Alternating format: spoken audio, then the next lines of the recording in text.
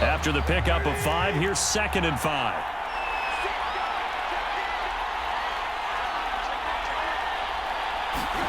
Tannehill. He'll get this one complete. That's A.J. Brown. The Titans going to use the first of their timeouts as the clock will stop with 55 seconds remaining in the football game.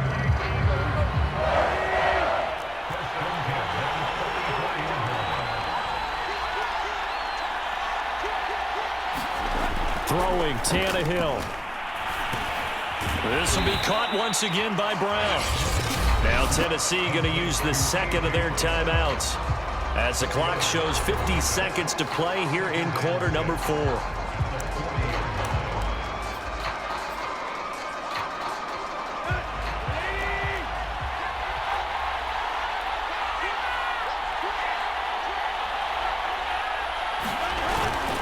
Back to the ground now. It's Henry. And he's going to get it down to the 33-yard line here. Trying to hurry to the line on the very outskirts of field goal range. Derrick Henry.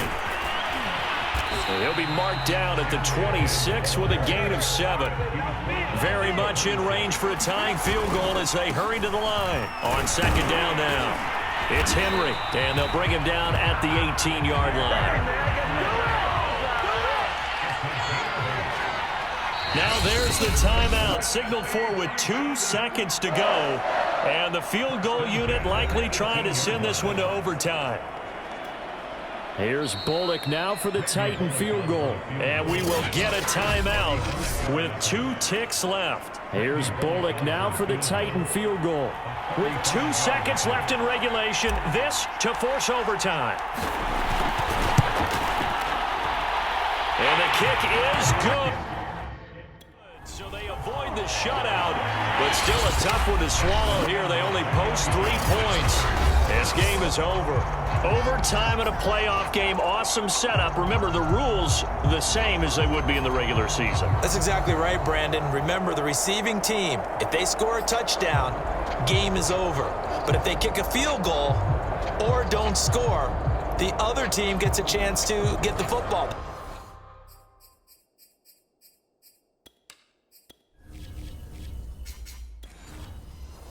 Get a possession. If they go down and score, they win the football game at that point. If both teams... Each team with a possession, each team with a field goal as the kick is away. And they will play it safe here and bring this one out to the 25.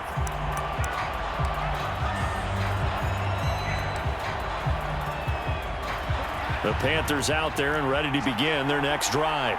The situation is simple. It is sudden death from here on out. We had 2 stops defensively. The next score, whatever it is, wins this game. I can't wait to see how the defense decides to play this, because knowing that the next point you give up lose the game for you, I expect them to be more aggressive, not just play a normal situational defense, but go after them, attack them a little bit, because otherwise the offense is just trying to find their way to get downfield and kick a field goal. Don't sit back and wait for them to make their plays. I think the defense needs to go after them. Charles Davis says maybe they go aggressive. Give him 4 on the carry, and it'll make this a 3rd and about 2. On any running play that's called, they're always hoping that it's going to break big and go the distance. But when you get a nice gain like that, you're able to do so many things anyway. You can come back and run essentially the same play again, continue to move the ball on the ground, or you can decide to throw the ball now, because usually you have the defense back on its heels. Now another timeout called for by the offense. They'll be left with just 1 remaining here at OT. Ball up to the 35 now as they come up on 1st and 10. This is McCaffrey. And hard running's going to get him over the 40 to the 42. And now with 6 seconds left in overtime, they're going to take a timeout. So they'll come up after the gain of 7 on a 2nd and 3.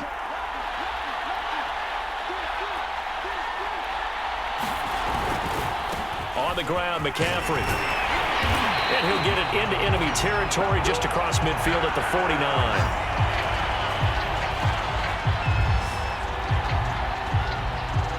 So the OT clock hits 0, and we're still not done. We'll switch sides and need at least one more OT to decide it after this.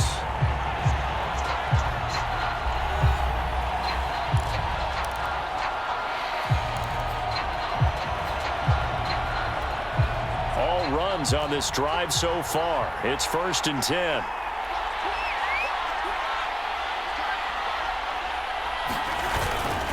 They'll run with McCaffrey, and he sneaks his way forward only for a couple here. 2nd down. They've had some success here in overtime on this opening drive running the football. Right back to that well. And why not? When you have that kind of success, make them stop you, and until they do, keep going back to that well you just spoke about. I think there's more water there available to him. And he stopped immediately there. No gain on the play there, so that doesn't help. Now they're looking up at a 3rd and 9 situation.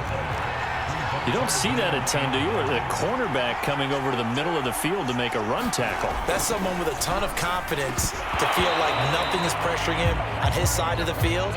Sees that the ball's moved to the middle and just sprints over there to help out. He ends up getting the tackle. Well played. So a big move here, playing to win in overtime. They're going to go for it on 4th down. Darnold to throw. And this is caught. He hits more. And past the 35, he'll be dropped a yard or 2 shy of the 30.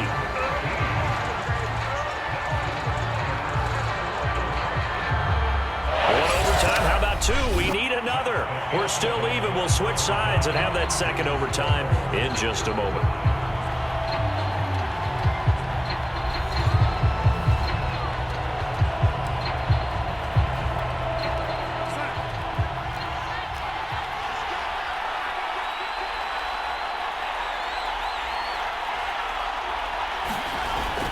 On 1st down, this is McCaffrey.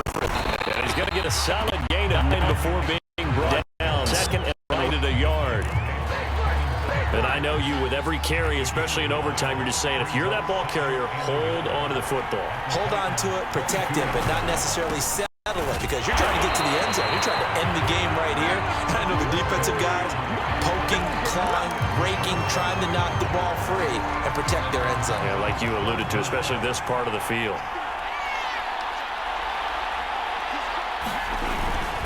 They'll try and pick it up with McCaffrey. And he picks up the 1st down yardage as he takes it down to the 16. Now another timeout called for by the offense. They'll be down to just 1 remaining as we step aside here in overtime. They had to settle for 3 last drive, hoping this second go-around ends in 6. In good position, 1st and 10. And they get to him quickly here as he's stopped right around the 13. Whistles come in and a timeout. Just 8 seconds left in OT. The last run got 3. Now here's 2nd and 7.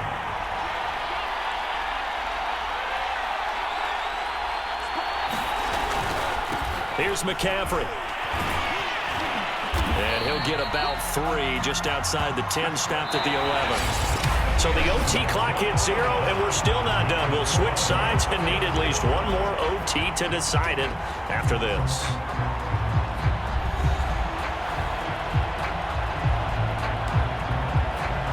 It's 3rd and 4. Big play here. Try to keep this opening drive of overtime alive. Now Darnold. And he's into the end zone. Move over, James White. You've got a new rival for best finish to a Super Bowl ever. That's it. It's all over. And the Carolina Panthers are your Super Bowl champions. And when this moment comes, I think you look back at all the blood, sweat, and tears, the offseason, the workouts, training camp, week 1, 2, 3, all building up now to say you're a Super Bowl champion. It's worth it. It certainly is, and rarely do we have a team that hoists the Lombardi Trophy that didn't have their share of bumps along the way, didn't have to face some adversity in the journey, and now they get to just enjoy it and revel in it. And all offseason, they'll be signing their autographs with Super Bowl champion underneath it.